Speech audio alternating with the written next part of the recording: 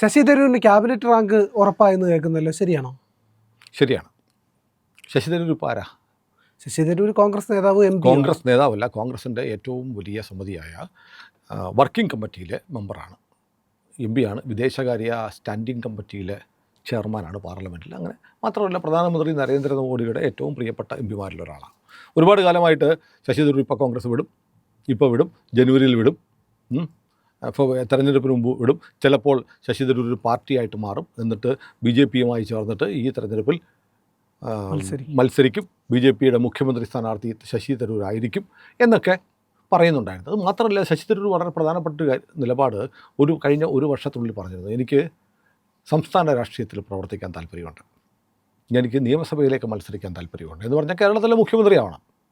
ഇവിടെ വന്നിട്ട് ഈ വെറും ഒരു MLA ആയിട്ടിരിക്കാൻ ശശി തരൂരിനെ പോലെ അന്താരാഷ്ട്ര ബന്ധങ്ങളുള്ള ഒരാൾക്ക് കഴിയില്ല. അപ്പോൾ ശശി തരൂർ കേരളത്തിൽ പ്രവർത്തിക്കാൻ ആഗ്രഹിക്കുന്നു, നിയമസഭയിലേക്ക് മത്സരിക്കാൻ ആഗ്രഹിക്കുന്നു എന്ന് പറഞ്ഞാൽ അതിനർത്ഥം എനിക്ക് കേരളത്തിൻ്റെ മുഖ്യമന്ത്രി ആവണം എന്നുള്ളതാണ്. അപ്പോൾ കേരളത്തിൽ ഇപ്പോൾ നോക്കുമ്പോൾ കോൺഗ്രസ് നേതാക്കന്മാരെ എടുത്ത് നോക്കൂ. KC വേണുഗോപാൽ മുഖ്യമന്ത്രി പദവി ആഗ്രഹിക്കുന്നു. സതീശനും രമേശ് ചെന്നിത്തലയും തമ്മിലുള്ള അടി മൂക്കുമ്പോൾ തനിക്ക് കോംപ്രമൈസ് സ്ഥാനാർത്ഥിയായി. പിന്നെ അടുക്കള പണിയുണ്ടല്ലോ ഡൽഹിയിൽ, കോൺഗ്രസ് നേതൃത്വത്തിൻ്റെ ഏറ്റവും വിശ്വസ്തൻ. അടുക്കള പണി എന്ന് പറഞ്ഞാൽ ഞാൻ വേറെ അടുക്കള പണി, അടുക്കളയിൽ കയറാനുള്ള സ്വാതന്ത്ര്യമുള്ള ആളാണ് KC വേണുഗോപാൽ. ഞാൻ ഒട്ടും നെഗറ്റീവായിട്ട് കുറച്ച് പറഞ്ഞു. അദ്ദേഹം ദേശീയ നേതാവാണ്. അദ്ദേഹത്തിന് നെഹ്റു കുടുംബത്തിൽ, ഇപ്പോഴത്തെ നെഹ്റു കുടുംബത്തിൽ ഏറ്റവും കൂടുതൽ സ്വാധീനമുള്ള ആൾ KC വേണുഗോപാലാണ്. വളരെ പോസിറ്റീവായിട്ട് എടുത്താൽ മതി. പിന്നെയുള്ളത് പിന്നെ ആരാ മുഖ്യമന്ത്രി സ്ഥാനാർത്ഥിയാൻ താല്പര്യമുള്ളത്? അടൂർ പ്രകാശിന് താല്പര്യമുണ്ട്. അടൂർ പ്രകാശ് മുരളീധരൻ ആഗ്രഹിക്കുന്നുണ്ട്, പക്ഷെ നടക്കില്ല. വെറും മോഹമാണ്. വെറുതെ ഈ മോഹങ്ങൾ എന്നറിയുമ്പോഴും വെറുതെ മോഹിക്കുവാൻ മോഹം എന്ന് പറയുന്നത്. പക്ഷേ അടൂർ പ്രകാശിന് എൻ്റെ കയ്യിലൊരു ട്രംപ് കാർഡുണ്ട്, ഈഴവ എന്നുള്ള. കേരള ചരിത്രത്തിൽ ഇതുവരെ R. ശങ്കറിന് ശേഷം കോൺഗ്രസിൻ്റെ ഒരു ഈഴവ മുഖ്യമന്ത്രി ഉണ്ടായിട്ടില്ല. CPM-നാണെങ്കിൽ ഒന്നിലേറെ പേരുണ്ടായിട്ടുണ്ട്. അല്ല, എന്നാൽ പിന്നെ കൊടിക്കുന്നിൽ സുരേഷിന് പറഞ്ഞൂടെ ഒരു ദളിത് മുഖ്യമന്ത്രി ഉണ്ടാകണം, ഞാൻ മുഖ്യമന്ത്രി ആകാം? കൊതുകിനില്ലേ മോഹൻ. അപ്പോൾ അത് വിട്. ഓക്കെ, കൊടിക്കുന്നിൽ സുരേഷ് കേരളത്തിലെ ഒരു പോപ്പുലറായിട്ടുള്ള നേതാവാണോ? അല്ല. കേരളത്തിൽ അദ്ദേഹത്തിന് വലിയ കൊടിക്കുന്നിൽ സുരേഷ് എന്ന് പറയുന്ന ആൾക്ക് ഈ പറഞ്ഞ ഗ്രാസ് റൂട്ട് ലെവലിലൊന്നുമില്ല. അപ്പോൾ അദ്ദേഹം ഈ ദളിത് ആണ് എന്നതുകൊണ്ട് മാത്രം മുഖ്യമന്ത്രി ആവണമെന്നൊക്കെ പറഞ്ഞാൽ രമേശ് ചെന്നിത്തലയെ പോലെയുള്ള കേരളമെമ്പാടും സ്വാധീനമുള്ളൊരു നേതാവാണോ കൊടിക്കുന്നിൽ സുരേഷ്? അല്ല. VD സതീശനെ പോലെയാണോ? മുരളീധരനെ പോലും അല്ല കൊടിക്കുന്നിൽ സുരേഷ്. കേരള രാഷ്ട്രീയത്തിൽ അദ്ദേഹത്തിന് ഒരു വേരുകളുമില്ലാത്ത ഒരു നേതാവാണ്. അദ്ദേഹം അങ്ങനെ ആഗ്രഹിക്കുന്നുണ്ടെങ്കിൽ നേരത്തെ ഞാൻ പറഞ്ഞ പോലെ ഒരു ആഗ്രഹം മാത്രമാണ്, അത്യാഗ്രഹമാണ്. കോൺഗ്രസ്സിന് കേരളത്തിലെ മുഖ്യമന്ത്രിയാകാനുള്ള യോഗ്യത ഒന്നെങ്കിൽ രമേശ് ചെന്നിത്തല. ഞാൻ രമേശ് ചെന്നിത്തല പ്രിഫർ ചെയ്യുന്ന ആളാണ്. രമേശിന് ഒരു തവണയെങ്കിലും കേരളത്തിൻ്റെ മുഖ്യമന്ത്രിയാകാൻ സർവ്വതാ യോഗ്യനാണ്. സതീശനൊക്കെ ഇനി സമയമുണ്ടെന്നേ, ഇല്ലേ? സതീശന് പ്രായം കൊണ്ടുപോലും സതീശന് ഇനി സമയമുണ്ട്. കേരളത്തിൽ UDF-ന് ഭരണം കിട്ടുവാണെങ്കിൽ നിർബന്ധമായും മുഖ്യമന്ത്രിയാക്കേണ്ടത് ചെന്നിത്തലയാണ്. പിന്നെ KC വേണുഗോപാൽ നിശ്ചയമായും AICC ജനറൽ സെക്രട്ടറിയാണ്. ഡൽഹി പോയിരുന്നിട്ട് പ്രത്യേകിച്ച് പണിയൊന്നുമില്ല. ഇവിടെ മുഖ്യമന്ത്രിയാണെങ്കിൽ സുഖമായിട്ടിരിക്കുക. പിന്നെ ഈ പറഞ്ഞ പെരുന്നേലെ പോപ്പ് പറയുന്ന പോലെ താക്കോൽ സ്ഥാനത്തിന് അർഹനായ നായരുമാണ്. അതുകൊണ്ട് KC വേണുഗോപാൽ ആയിക്കൂടാ, എന്തുകൊണ്ടായിക്കൂടാ? പക്ഷേ ഇതിലൊക്കെ ഭേദം ഇവരെല്ലാം കൂടെ വന്ന് നിന്നിട്ട് ഇപ്പുറത്തെ തരൂരിനെ കൂടെ നിർത്തിയാൽ മുഖ്യമന്ത്രി സ്ഥാനത്തിന് ഏറ്റവും ആപ്റ്റ് ശശി തരൂരാണ്. അപ്പോൾ ശശി തരൂരിനെ മുഖ്യമന്ത്രിയാക്കാൻ ദേശീയ നേതൃത്വം സമ്മതിക്കുമോ? ഇല്ല. ഇവിടുത്തെ കോൺഗ്രസ് വരെ സമ്മതിക്കുമോ? ഇല്ല. അപ്പോൾ പിന്നെ ശശി തരൂർ എന്ത് ചെയ്യും എന്നുള്ള ചോദ്യമുണ്ട്. അതൊക്കെ വെച്ചിട്ടാണ് ശശി തരൂർ ഒരുപക്ഷെ കേരളത്തിലേക്ക് വരും, കേരളത്തിൽ BJPയുടെ മുഖ്യമന്ത്രി സ്ഥാനാർത്ഥിയായിട്ട് വരും. പക്ഷേ BJPക്ക് അധികാരം കിട്ടുമോ എന്നുള്ളൊരു ചോദ്യമുണ്ട് പറയാം. അത് വേറെ കാര്യമാണ്. അപ്പോൾ ഏതായാലും കഴിഞ്ഞ ദിവസം പതിവിന് വിപരീതമായി ശശി തരൂർ കോൺഗ്രസിൻ്റെ പരിപാടികൾ സജീവമായി. ഇപ്പോഴും പ്രിയൻ ചോദിച്ച ക്യാബിനറ്റ് റാങ്കിൻ്റെ കാര്യം ഞാൻ പറഞ്ഞിട്ടില്ല, അത് ഞാൻ പറയും, ഉറപ്പാണ്. വെറും ഫേക്കല്ല, ഞാൻ സത്യസന്ധമായി 100% ആധികാരികമായി കൺഫേംഡ് ന്യൂസാണ് പറയുന്നത്. ഉറപ്പിച്ച വാർത്തയാണ് ഞാൻ പറയുന്നത്, കള്ളമല്ല. ക്യാബിനറ്റ് റാങ്ക് ശശി തരൂരിന് ഓഫർ ചെയ്തിട്ടുണ്ട്. അതിൻ്റെ വിശദാംശങ്ങളിലേക്ക് വരാം, നിൽക്കേ. അപ്പം കഴിഞ്ഞ ദിവസം വയനാട്ടിൽ 7 നക്ഷത്ര സൗകര്യങ്ങളുള്ള ഒരു ഹോട്ടൽ, കേരളത്തിൽ 7 സ്റ്റാർ ഹോട്ടൽസ് ഇല്ല എന്നാണ് എൻ്റെ അറിവ്. 5 സ്റ്റാറിൽ ആണെങ്കിൽ പോലും 7 നക്ഷത്ര സൗകര്യങ്ങളുള്ള ഹോട്ടലിൽ വെച്ചാണ് കോൺഗ്രസിൻ്റെ ലക്ഷ്യ എന്ന് പറയുന്ന നേതൃയോഗം നടന്നത്. അവിടെ ഒരു മുറിക്ക് 30,000 രൂപയ്ക്കാണ് വാടക. അപ്പോൾ തെരഞ്ഞെടുപ്പിന് തൊട്ട് മുമ്പ് കേരളത്തിലെ പ്രധാനപ്പെട്ട കോൺഗ്രസ്സുകാരെയൊക്കെ ഒന്ന് സൂചിപ്പിച്ചെടുക്കാൻ വേണ്ടി കൂടി ഉദ്ദേശിച്ചിട്ടാണ് ഏറ്റവും മുന്തിയ റേറ്റുള്ള, കേരളത്തെ തന്നെ ഏറ്റവും മുന്തിയ താരിഫുള്ള ഹോട്ടലിൽ വെച്ച് ഈ മീറ്റിംഗ് നടന്നത്. ഏതാണ്ട് 100-150 പേര് പങ്കെടുത്തു. ഓരോരുത്തർക്കും ഒരു ദിവസം ചെലവ് ഒരു 1 ലക്ഷം രൂപയ്ക്ക് മുകളിലാണ്. എന്ന് പറഞ്ഞാൽ ഈ മീറ്റിംഗ് കഴിഞ്ഞപ്പോൾ ഏതാനും കോടികൾ അങ്ങ് പടപടാന്ന് പൊട്ടി. അപ്പോൾ കോൺഗ്രസ്സിന് ഒരുപാട് പണം വരുന്നുണ്ട്. അപ്പോൾ കഴിഞ്ഞ ലോക്കൽ ബോഡി തെരഞ്ഞെടുപ്പ് കണ്ടായിരുന്നോ? അതെ. ലോക്കൽ ബോഡി തെരഞ്ഞെടുപ്പിന് പോലും CPM-നുള്ളതിനേക്കാളും വലിയ ഹോർഡിങ്ങുകളൊക്കെ കേരളം മുഴുവൻ പഞ്ചായത്ത്, നഗരസഭ, മുനിസിപ്പൽ തെരഞ്ഞെടുപ്പുകളിൽ കോൺഗ്രസ് വെച്ചു. കോൺഗ്രസ്സിന് പണം അങ്ങ് ഒഴുകുകയാണ്. ഒരു പ്രശ്നമല്ല ഇവിടെ. കനകോലുവോ കുന്നുകോലുവോ ഒരാളുണ്ടല്ലോ ബുദ്ധി ഉപദേശിക്കുന്നത്. അയാൾ പറയുന്നത് കാശിറക്കിയാലേ പറ്റും, കാശിട്ടാലേ കാശുണ്ടാക്കാൻ പറ്റുള്ളൂ. ഭരണം കിട്ടുന്ന കാശുണ്ടാക്കാൻ കൂടിയാണ്, അല്ലെ രാജ്യത്തെ സേവിക്കാനൊന്നും അല്ലല്ലോ. അപ്പോൾ കാശിട്ട് കാശിറക്കാൻ കോൺഗ്രസ് തീരുമാനിച്ചു.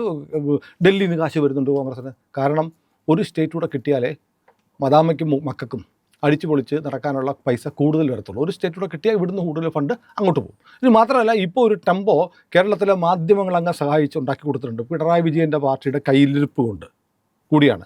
ശബരിമല കൊള്ള കൂടി വന്നതുകൂടി ഭരണം ഏതാണ്ട് UDF-നാണ് എന്നുള്ള ഒരു പരിവേഷം ഉണ്ടാക്കി ഇങ്ങനെ ആ ഹൈപ്പ് നിലനിർത്താൻ കേരളത്തിലെ മാധ്യമങ്ങൾ ശ്രമിക്കുന്നു. കേരളത്തിലെ മാധ്യമങ്ങൾ BJP-യെ പണ്ടേ വിട്ടവരാണ്, പൊങ്ങി വരരുതെന്ന് വെച്ച് ചവിട്ടി പിടിച്ചിരിക്കുന്നവരാണ്. എന്നാൽ CPM-നെ പറ്റച്ചെത്തിയിരിക്കുകയാണ് കേരളത്തിലെ മാധ്യമങ്ങൾ. UDF വരണമെന്ന് കേരളത്തിലെ സകല മാധ്യമങ്ങളും തീരുമാനിച്ചിട്ടുണ്ട്. അതിന് വേണ്ടിയിട്ടുള്ള നാരേറ്റീവ്സ് അവരുണ്ടാക്കിക്കൊണ്ടിരിക്കുക. അപ്പോൾ ഇതുകൂടെ വന്നപ്പോഴത്തേക്ക് അടുത്ത ഭരണം സതീശൻ്റെ പാർട്ടിക്കാണ്. സതീശൻ എന്ന് ഞാൻ പറഞ്ഞിട്ടില്ല, സതീശൻ്റെ പാർട്ടിക്കാണ്. അത് നമ്മൾ പറയുന്നില്ല. ഇപ്പോൾ നമ്മൾ BJP-യുടെ കാര്യം പറഞ്ഞ പോലെ ആര് മുഖ്യമന്ത്രി ആവണമെന്നുള്ള അവർ തീരുമാനിക്കട്ടെ. നമ്മൾ മാധ്യമങ്ങളല്ല തീരുമാനം. അവരാരെങ്കിലും ആവട്ടെ. ആര് മുഖ്യമന്ത്രി ആയാലും നാടിൻ്റെ അവസ്ഥ നമുക്കറിയാമല്ലോ. ആര് വന്നാലും, ഏത് വാദ വന്നാലും കോഴിക്കടപ്പൊക്കെ പ്രതി ഇല്ല എന്ന് പറഞ്ഞ പോലെ ഏത് മുഖ്യമന്ത്രി വന്നാലും കേരളത്തിലെ ജനങ്ങൾ അനുഭവിക്കണം. പിണറായി വിജയൻ വന്നാലും ഇനി സതീശൻ വന്നാലും ജനങ്ങളുടെ കാര്യം കട്ടപ്പോകാം, അതവിടെ നിൽക്കട്ടെ. പക്ഷേ ഭരണം കിട്ടുമെന്നുള്ള ഇമേജിൽ കേരളത്തിൽ വലിയ തോതിൽ പണം ഒഴുകുന്നുണ്ട്. അപ്പോൾ ആ മീറ്റിങ്ങിൽ ശശി തരൂർ ഉണ്ടായിരുന്നു. ശശി തരൂർ 2 ദിവസം നിന്നു. ഞാൻ ഇതിനു മുമ്പുള്ള തെരഞ്ഞെടുപ്പിലുണ്ടായിരുന്നു. ഞാൻ മുമ്പ് 51 യോഗത്തിൽ പങ്കെടുത്തു. ഇനി ഞാൻ സജീവമായിട്ടുണ്ടാകും, കേരളത്തിലുണ്ടാകും. ആർക്ക് വേണ്ടിയെന്ന് പറഞ്ഞിട്ടില്ല. ഞാൻ കേരള രാഷ്ട്രീയത്തിൽ തെരഞ്ഞെടുപ്പ് പ്രചാരണത്തിനുണ്ടാവും എന്ന് പറഞ്ഞിട്ടുണ്ട്. അതിന് 1 മാസം മുമ്പ് അദ്ദേഹം പറഞ്ഞിട്ടുള്ളത് കോൺഗ്രസിലെ കുടുംബാധിപത്യം കോൺഗ്രസ് പാർട്ടിയെ തകർക്കുന്നു, പ്രധാനമന്ത്രി മോദിയെ കണ്ടുപിടിക്കണം എന്നൊക്കെയുള്ള മോദി സ്തുതികളുകൊണ്ട് ഇങ്ങനെ വാർത്താമാധ്യമങ്ങളിൽ ദേശീയ തലത്തിൽ തന്നെ നിറഞ്ഞു നിന്ന ആളാണ് ശശി തരൂർ. ശശി തരൂർ എന്നിട്ട് വളരെ പെട്ടെന്ന് കഴിഞ്ഞ ആഴ്ച നടന്ന കോൺഗ്രസിൻ്റെ വർക്കിംഗ് കമ്മിറ്റി യോഗത്തിൽ പങ്കെടുത്തു. എന്നിട്ട് സംസ്ഥാന ഇലക്ഷന് വേണ്ടിയിട്ടുള്ള ലക്ഷ്യ യോഗത്തിൽ പങ്കെടുത്തു. അതായത് താൻ കോൺഗ്രസിൻ്റെ കൂടെയാണെന്ന് ശശി തരൂർ ഒരു മെസ്സേജ് കൊടുത്തു. ശശി തരൂർ എന്തിനു വേണ്ടിയിട്ടായിരിക്കും? കോൺഗ്രസ് പാർട്ടി അധികാരത്തിൽ വീണ്ടും വരാൻ വേണ്ടി ശശി തരൂർ ഒരു അച്ചടക്കമുള്ള കോൺഗ്രസ്സുകാരൻ എന്ന നിലയിൽ പണിയെടുക്കാൻ തീരുമാനിച്ചു?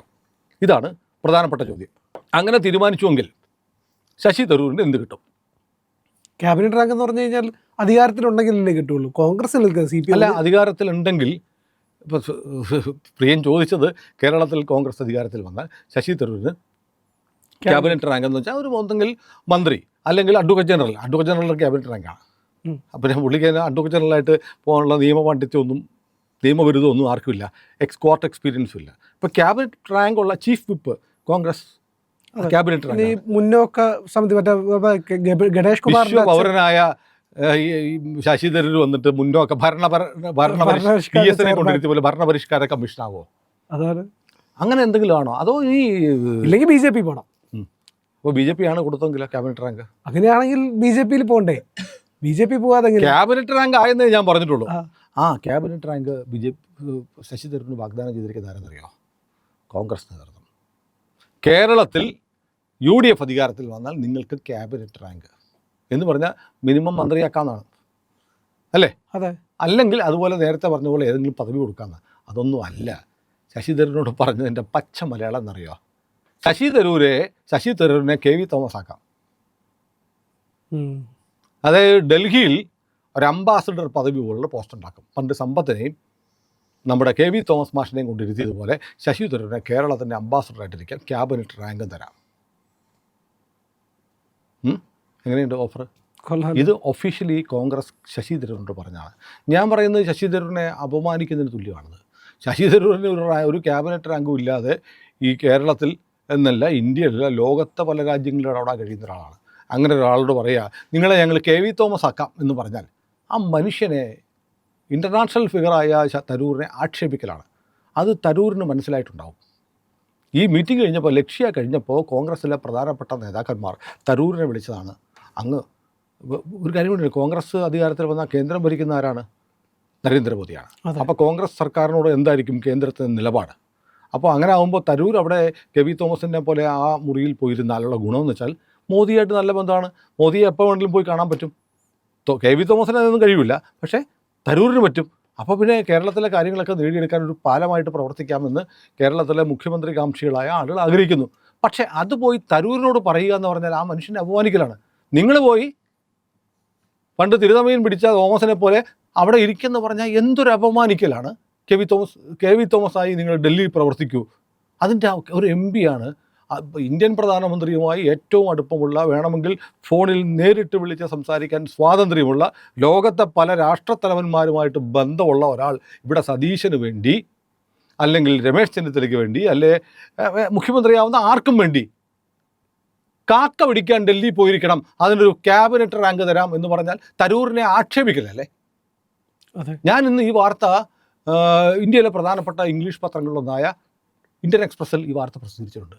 തരൂരിന് ഡൽഹിയിൽ ഒരു അംബാസഡർക്ക് തുല്യമായ നിലയിൽ ക്യാബിനറ്റ് റാങ്ക്, അംബാസഡർ ഒന്നും പറയാൻ പറ്റില്ല, എന്താ അംബാസഡർ വിദേശ രാജ്യങ്ങൾക്ക് വേണ്ടിയിട്ടുള്ള, കേന്ദ്രത്തിന് വേണ്ടി വിദേശ, അപ്പോൾ കേരളത്തിൻ്റെ ഒരു പ്രതിനിധിയായിട്ട് അവിടെ വിട്ടിട്ട് നിങ്ങൾക്ക് ക്യാബിനറ്റ് റാങ്കും തരാം എന്ന് പറഞ്ഞാൽ ഈ മനുഷ്യൻ്റെ ജീവിതത്തിൽ ഇതുപോലത്തെ അപമാനകരമായ ഒരു ഓഫർ തരൂരിന് കിട്ടിയിട്ടുണ്ടാകത്തില്ല.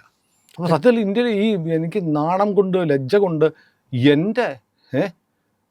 എനിക്ക് ലജ്ജ വന്നുപോയി. കാരണം ഇത്തരം ഒരു വാഗ്ദാനം ഇദ്ദേഹത്തെ പോലുള്ളൊരു വലിയ നേതാവിനോട് പറയാൻ കേരളത്തിലെ കോൺഗ്രസ്സുകാർക്ക് തൻ്റെ ഇടമുണ്ടായില്ല. ശശി തരൂർ ആട്ടി വിട്ടോ ഇല്ലെന്ന് അറിയത്തില്ല. ശശി തരൂർ മിക്കവാറും ഇംഗ്ലീഷിൽ എന്തെങ്കിലും പറഞ്ഞു കാണും, ഇവിടെ ആർക്കും മനസ്സിലായിട്ടുണ്ടാവില്ല. എന്താ പറയാമെന്ന്? അല്ല, ഞാൻ പറയാമെന്ന് പറഞ്ഞാൽ ഒരുപക്ഷെ വിദേശകാര്യമന്ത്രി ഇപ്പോഴത്തെ തരൂരിൻ്റെ സ്റ്റേച്ചർ വെച്ചിട്ട് ഒരു ഉപരാഷ്ട്രപതിയുടെയൊക്കെ പൊസിഷനിലേക്ക് വേണമെങ്കിലും കൊണ്ടുവരാൻ കഴിയുന്ന, പ്രിയൻ കുറേ കാലമായിട്ട് ശശി തരൂരിനെ ഉപരാഷ്ട്രപതി ആക്കുന്ന, അതെനിക്ക് വലിയ ആഗ്രഹമുള്ള, ഒന്നേൽ കേരളത്തിൻ്റെ മുഖ്യമന്ത്രി അല്ലെങ്കിൽ രാജ്യത്തിൻ്റെ ഉപരാഷ്ട്രപതി, അതുപോലുള്ള വലിയ പൊസിഷനുകളിലേക്കൊക്കെയാണ് അദ്ദേഹം. ആ മനുഷ്യനെയാണ് കെ വി തോമസ് ആയിട്ട് ഡൽഹിയിലേക്ക് വിടാന്ന് കേരളത്തിലെ കോൺഗ്രസ് നേതാക്കന്മാർ വയനാട്ടിൽ വെച്ച് കാതിൽ മുഴിഞ്ഞത്. നിങ്ങളുടെ സഹായം ഇന്ത്യ ലൈവിന് വേണം. ഇന്ത്യ ലൈവിനെ ഇതൊക്കെ പറയാൻ ഇനിയും കഴിയണമല്ലോ. അതുകൊണ്ട് നമ്മുടെ ലോഗോയിൽ ഒന്ന് വിരലമർത്തുക, നമ്മുടെ പ്രൊഫൈൽ തെളിഞ്ഞു വരുമ്പോൾ സബ്സ്ക്രൈബ് ബട്ടൺ ഒന്ന് അമർത്തുക, ഒപ്പം ബെല്ലൈക്കണം അമർത്തുക. അങ്ങനെ ഞങ്ങളെ സഹായിച്ചാൽ ഞങ്ങൾ നമ്മുടെ നാട്ടിലെ മാധ്യമങ്ങൾ പറയാത്ത വാർത്തകൾ നിങ്ങളിലേക്ക് എത്തിച്ചുകൊണ്ടേയിരിക്കാം.